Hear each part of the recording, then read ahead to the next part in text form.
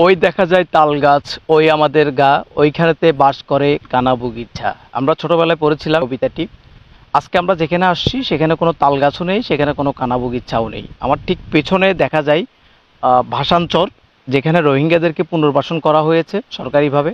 এবং আমি আছি এই মুহূর্তে দাঁড়িয়ে আছি আজিমপুরের একদম সর্বশেষ বর্ডারে, আজিমপুর হাই স্কুলের পাশে, আজিমপুর বেড়িবাঁধের পাশে আমরা দাঁড়িয়ে আছি, যেখান থেকে ভাষাঞ্চর একদম চোখের নিকটতম দূরত্বে অবস্থান করছে।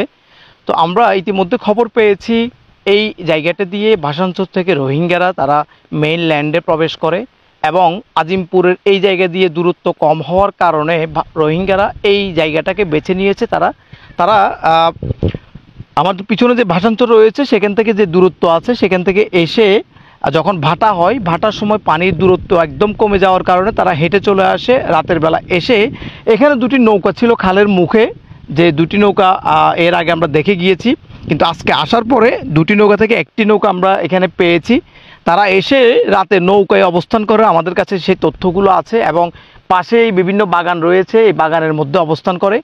যখনই মানুষের দৃষ্টি সীমানার লোক অগোচরে যায়, অর্থাৎ সন্ধ্যা হয়ে যায় বা সকাল হয়ে যায়, তখন তারা এখান থেকে তাদের যেই ড্রেস পরিধান করে এসে, যে কাপড় চোপড় পরে এসে, সেটাকে তারা চেঞ্জ করে সুন্দর করে হেঁটে তারা মেইনল্যান্ডে চলে যায়। এখন আমাদের প্রশ্ন হচ্ছে, কারা এই রোহিঙ্গাদেরকে এখানে পুনর্বাসন করে, বা এই রোহিঙ্গারা আসলে কিভাবে এই রুটটাকে চয়েস করলো? আমরা ইতিমধ্যে অনেকের সাথে কথা বলেছি, জানতে পেরেছি একটা সময় এই জায়গাটা ছিল রোহিঙ্গাদের আসার নিরাপদ একটা পথ। এখান থেকে তারা সন্দ্বীপে আসতো, সন্দ্বীপ থেকে তারা চিটং হয়ে দেশের বিভিন্ন প্রান্তে ছড়িয়ে পড়ে।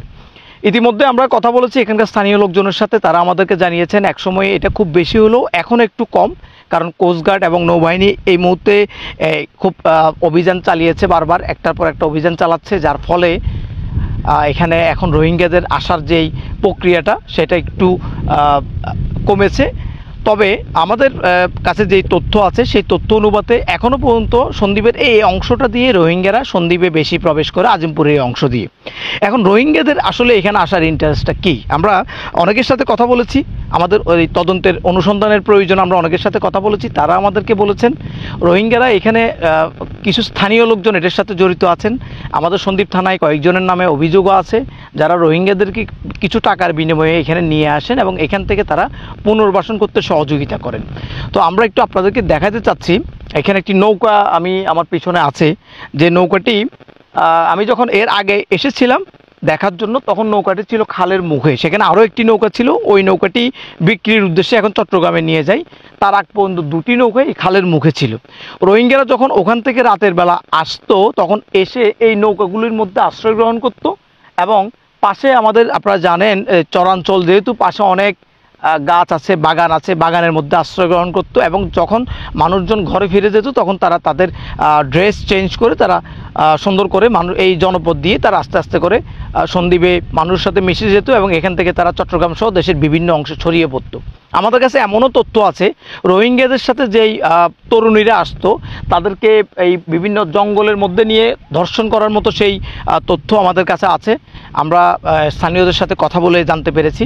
তো আমরা আজকে এই রোহিঙ্গা বিষয়টা নিয়ে আমরা সন্দ্বীপ থানা পুলিশের সাথে কথা বলবো, তারা আসলে কি কি পদক্ষেপ নিয়েছেন, আমরা নৌবাহিনীর সাথেও কথা বলবো তারা কি কি পদক্ষেপ নিয়েছেন।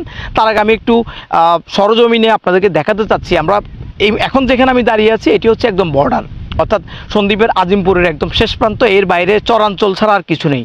আর যেহেতু ভাষাঞ্চরের সাথে আজিমপুরের এই জায়গাটার দূরত্ব একদম কম, যখন ভাটা হয়, এখন জোয়ার বিদে পানি দেখা যাচ্ছে, যখন ভাটা হয় তখন কিন্তু তারা হেঁটেও চলে আসতে পারে, দূরত্বটা এত কম যে তারা হেঁটে চলে আসতে পারে।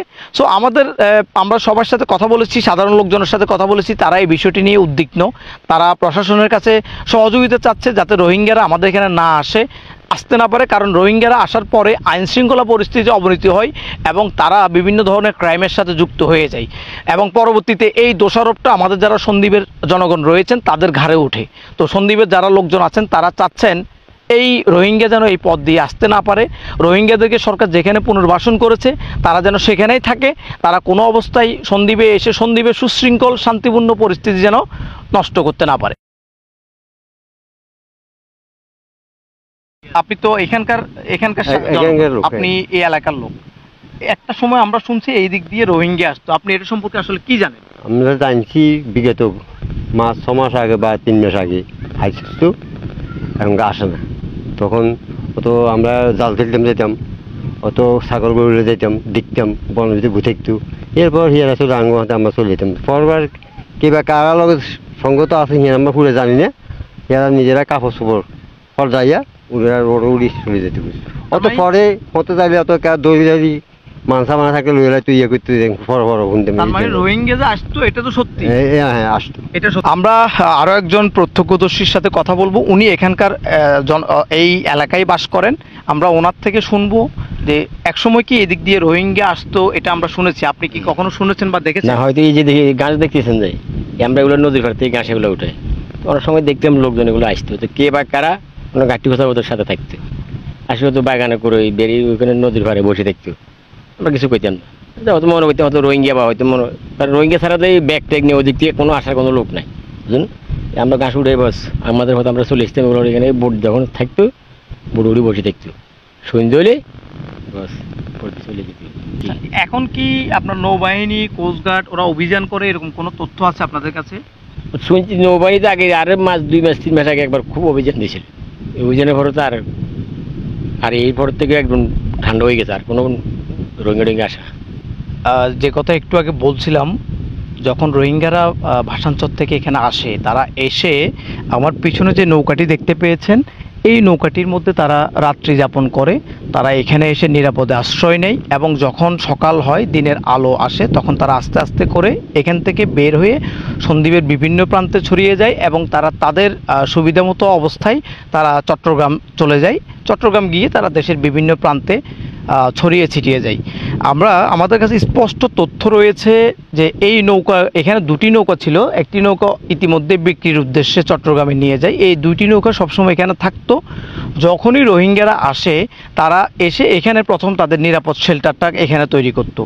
আরও একটি তথ্য আছে আমাদের কাছে, যাদের সহায়তায় রোহিঙ্গারা আসে, রোহিঙ্গাদের সাথে যে তরুণীরা আসে, এই যে পাশে বিস্তীর্ণ বনাঞ্চল আছে এবং আমাদের এইখানে অনেকগুলো গাছ আছে, একটা বনাঞ্চল তৈরি হয়েছে যেটি হচ্ছে চরাঞ্চল।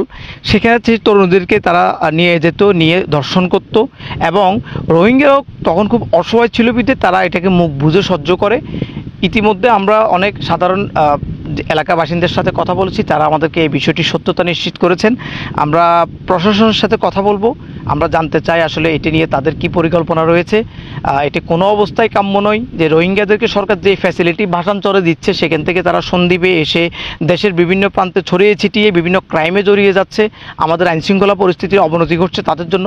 আমরা অবশ্যই চাইবো, আমরা আজকে নেভির সাথে কথা বলবো, আমরা পুলিশের সাথে কথা বলবো, তারা কি আয়োজন করছেন বা কি প্ল্যানিং আছে তাদের, তা আমরা জানতে চাইব।